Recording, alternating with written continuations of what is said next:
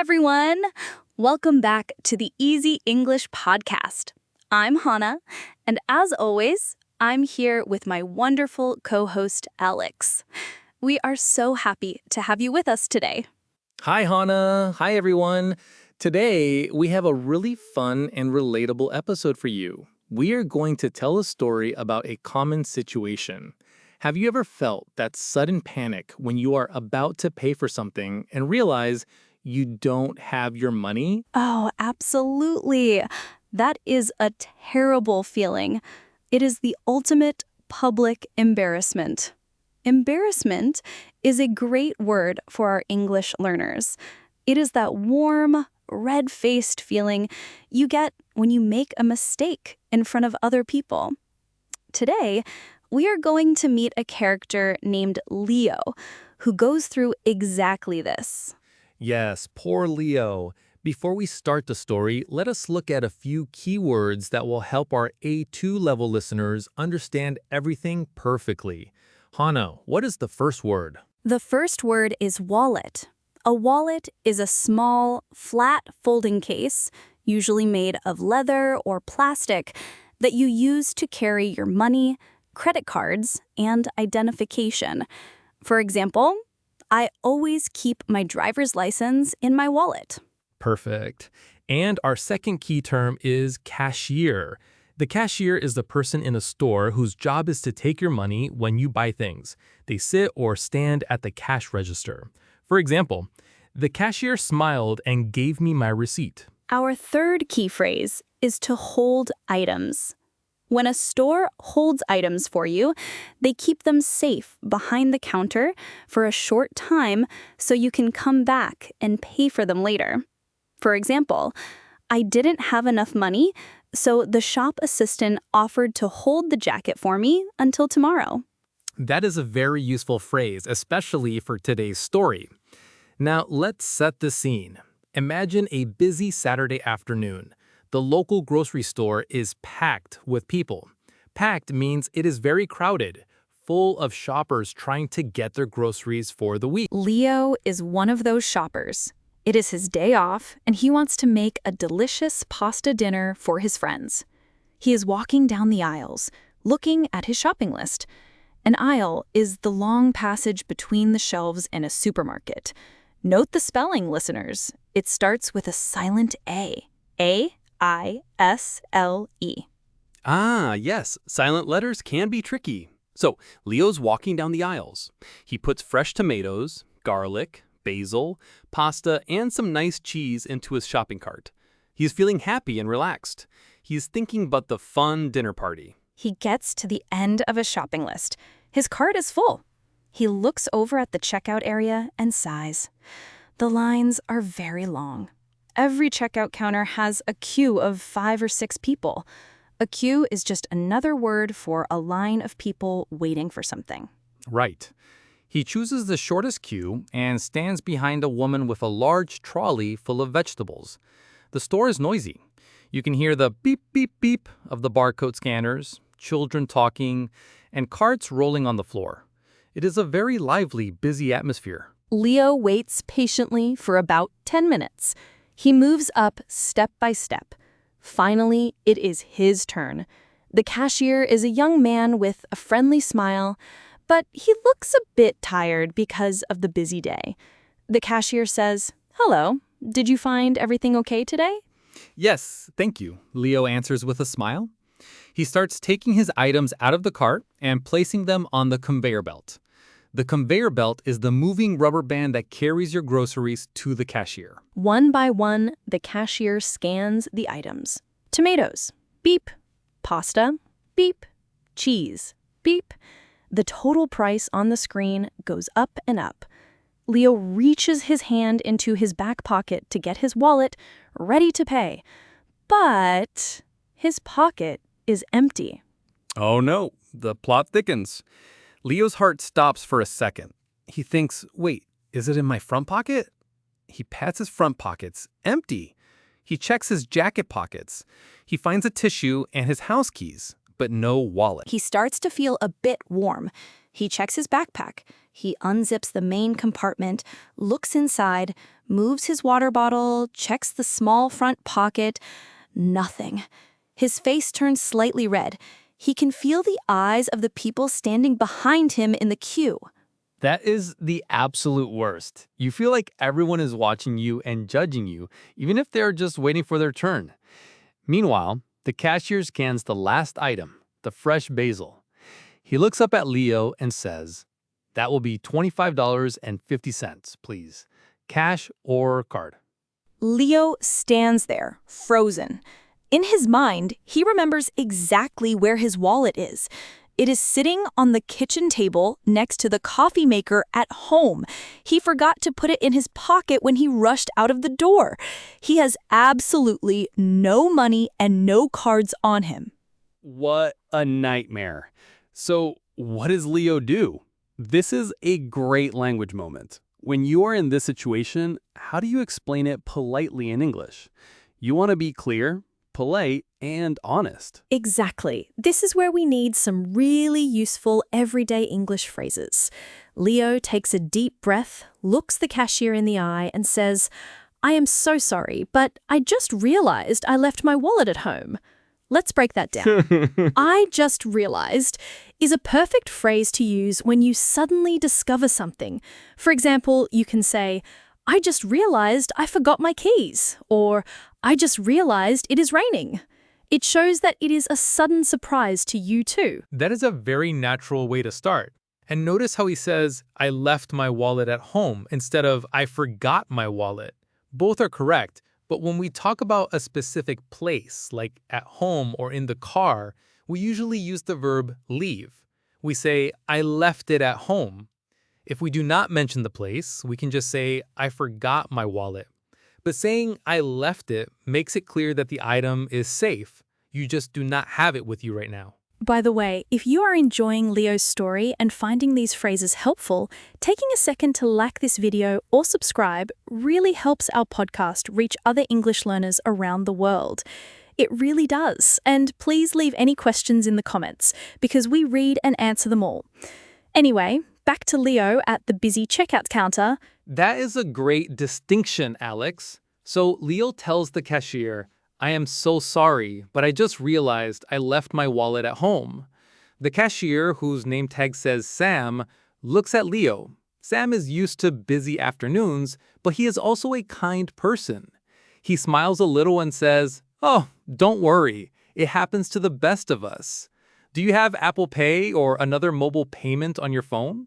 Yes, mobile payments. Nowadays, many people do not even carry a physical wallet because they can just tap their phone. This is a very common question in modern shops. Can I pay with my phone, or do you accept mobile pay? But Leo looks at his phone screen.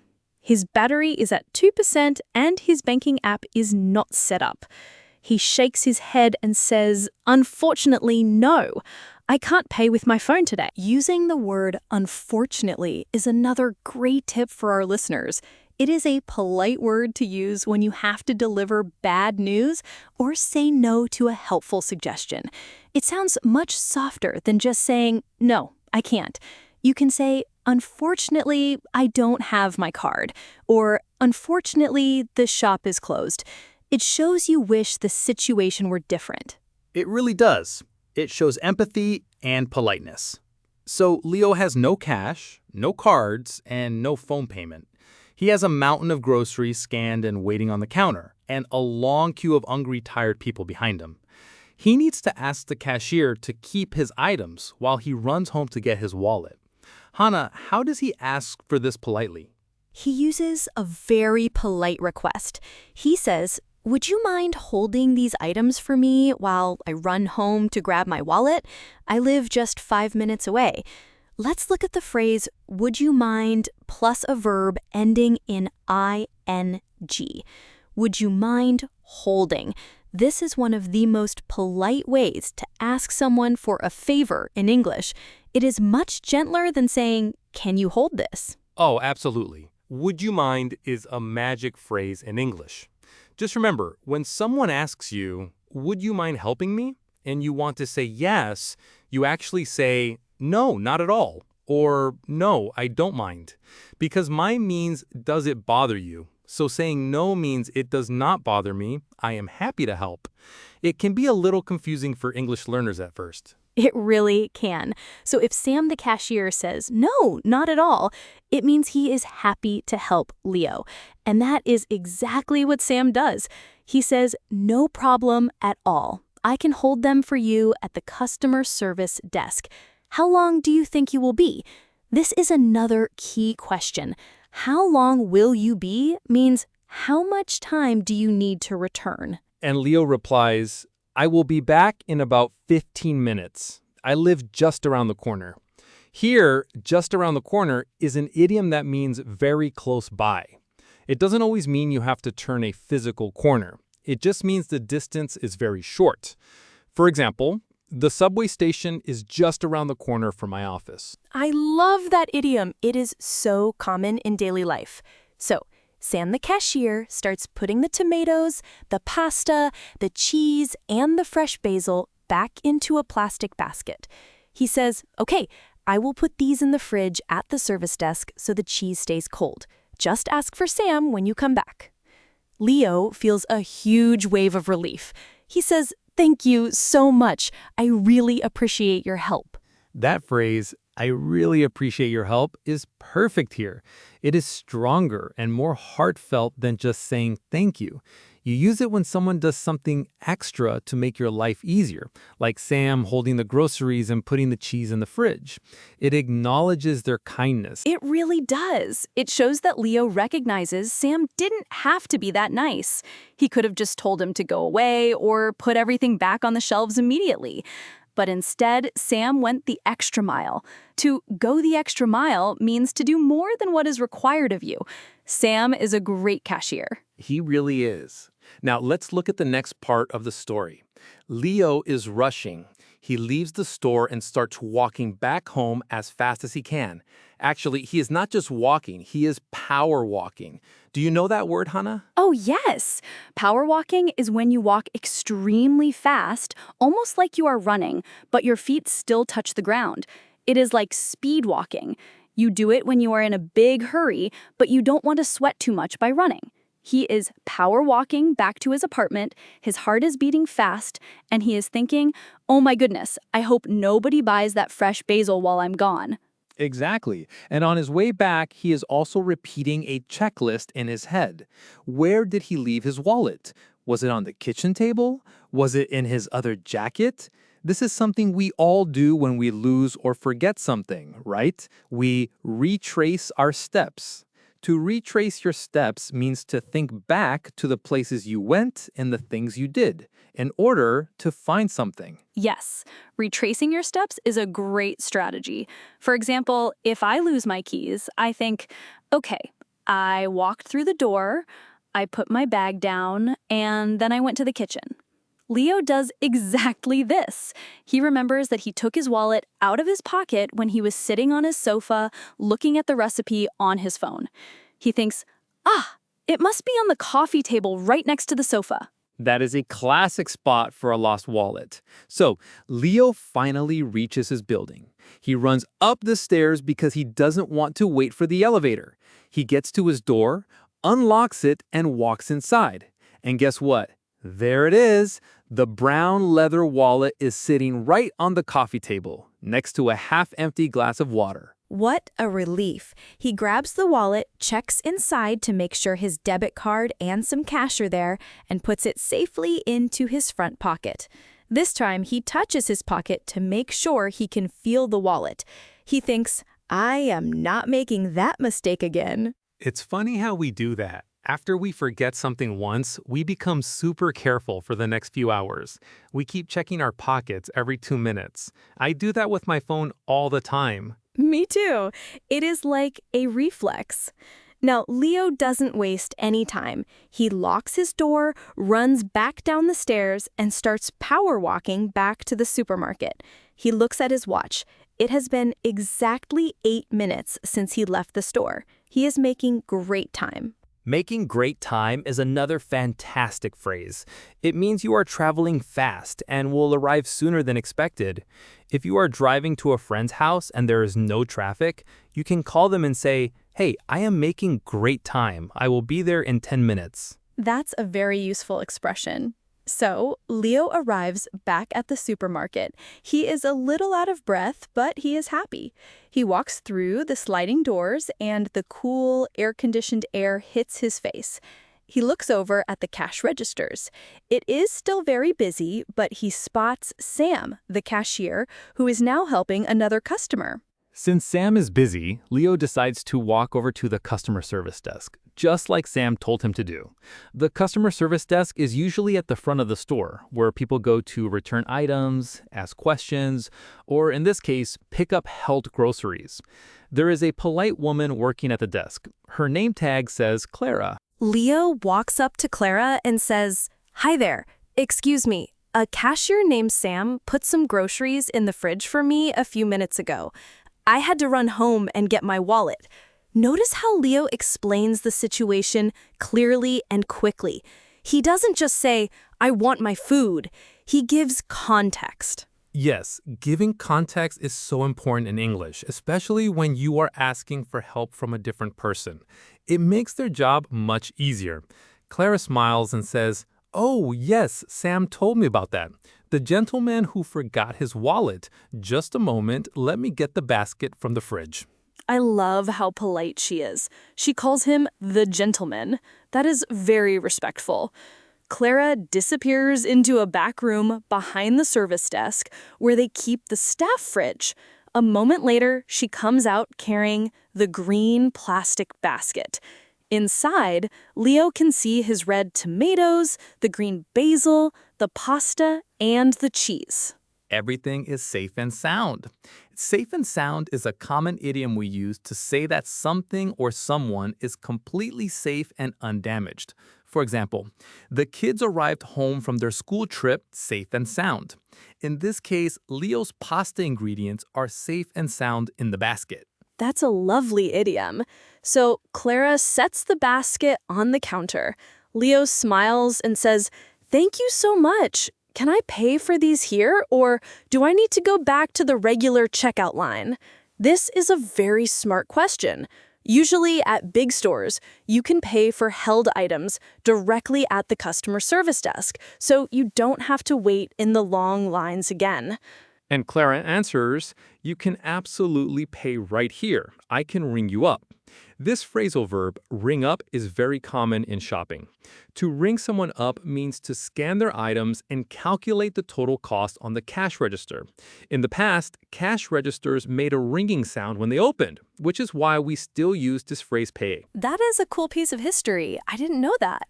So Clara starts ringing up the items. She scans the pasta, the cheese, the tomatoes, and the basil. Beep, beep, beep. The screen shows the total price. Clara says, "That will be $12.50, please." Leo smiles, reaches into his pocket, and pulls out his wallet. He takes out his debit card and taps it on the card reader. The machine makes a happy little beep and the screen says, "Approved." Leo breathes a sigh of relief. The transaction is complete. He did it. He paid for his food and he didn't have to go home hungry. Clara prints the receipt, puts the items into a reusable bag, and hands it to him with a smile. She says, "Have a wonderful evening and enjoy your dinner." Leo takes the bag, looks at her, and says, "Thank you, Clara. You and Sam really saved the day. Have a great night." Save the day is another idiom. We use it when someone solves a big problem for us and makes a bad situation turn out well. Sam and Clara definitely saved Leo's dinner plans. They really did. If they hadn't been so understanding, Leo would have had to go home, find his wallet, come back, search for all the items again, and wait in that long line a second time. It would have taken him an hour instead of 15 minutes. Exactly. Now, as Leo walks out of the store with his bag of groceries, he feels happy and relaxed. He walks back to his apartment, puts on some nice music, and starts cooking his pasta. He chops the fresh tomatoes, tears the fresh basil, melts the cheese, and enjoys a perfect, delicious dinner. What a happy ending to a stressful situation. This story shows us that even when we make mistakes like forgetting our wallet, we can solve the problem easily by staying calm, being polite, and using the right English phrases. Well said, Hannah. It's all about communication and politeness. Now, let's do a quick review of the key vocabulary and phrases we learned in the story. This will help our listeners remember them and use them in their own daily lives. That sounds like a wonderful idea, Alex. I love reviewing the vocabulary because repetition is the secret to truly remembering new words. Let's start with the first big phrase we used, to make a mistake. It simply means to do something wrong. In the story, Leo made a mistake when he forgot his wallet. Alex, can you give us an everyday example of this phrase? Of course, Hannah. You might say, I made a mistake on my English homework and used the wrong verb tense. Or, don't worry, everyone makes mistakes when they learn a new language. Notice that we always use the verb make with mistake. We don't say do a mistake. We say make a mistake. That is a very common error for English learners. That is an excellent point, Alex. Always pair make with mistake. Now, our next phrase is realize. In our story, Leo realized his wallet was not in his pocket. To realize means to suddenly understand or become aware of a fact. It's that oh moment in your mind. For example, I was walking to the bus stop when I suddenly realized I didn't have my house keys. Ah, that is a terrible feeling, Hannah, but a perfect example. Another useful word from the story is frantic. When Leo couldn't find his wallet, he started to feel frantic. This means feeling very worried, anxious, and hurried because of a bad situation. A good example sentence is, the mother was frantic when she lost her child in the crowded park, but luckily she found him quickly. It's a very strong emotion. It really is. And when you are frantic, it is hard to think clearly.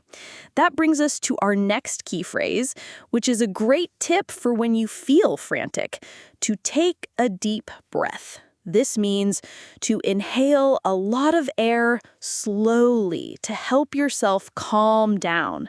Leo took a deep breath before he spoke to Clara, the cashier.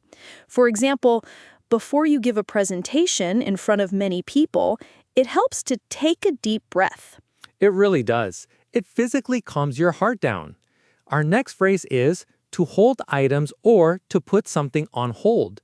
In a shop, this means the cashier or worker keeps the things you want to buy in a safe place for a short time so nobody else buys them.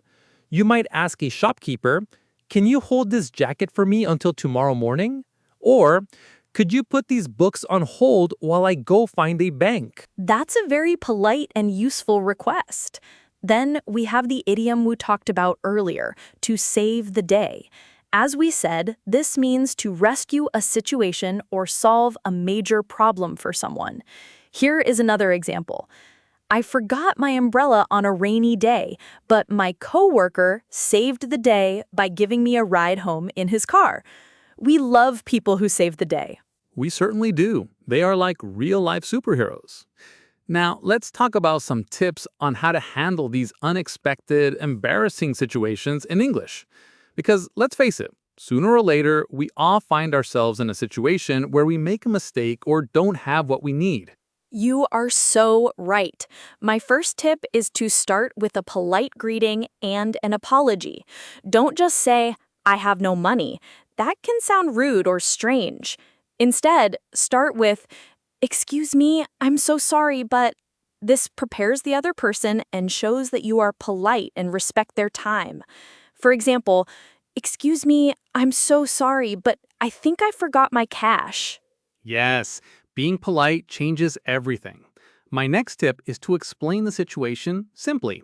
You don't need to tell a long, complicated story. Just state the facts. Use short sentences. You can say, "I left my wallet at home," or "My credit card is not working." When you keep it simple, the other person can understand you immediately, even if the store is very busy. That makes sense. If you speak too much, you might get confused, and the cashier might get confused too. My third tip is to ask for a solution. Don't demand it. Use polite question words like, could you? Or would it be possible to? Instead of saying, hold my bags, say, would it be possible to hold these items for 15 minutes while I run home? It sounds so much friendlier. Absolutely. Politeness is like a key that opens doors. People naturally want to help you when you are nice to them. And my last tip is about body language. Even if you are feeling frantic inside, try to look at the person, smile a little bit if appropriate, and keep your voice calm and quiet. If you look angry or start speaking too loudly, the other person might get defensive. Those are truly wonderful tips, Alex. I think if our listeners practice these phrases and remember to stay calm, they will be able to handle any unexpected situation at a store, restaurant, or airport with absolute confidence. I completely agree, Hannah. Well, we have reached the end of today's episode. We hope you enjoyed our story about Leo and learned some great new English phrases to use when things don't go exactly as planned. Thank you so much for listening to the Easy English podcast, and we will see you in the next episode.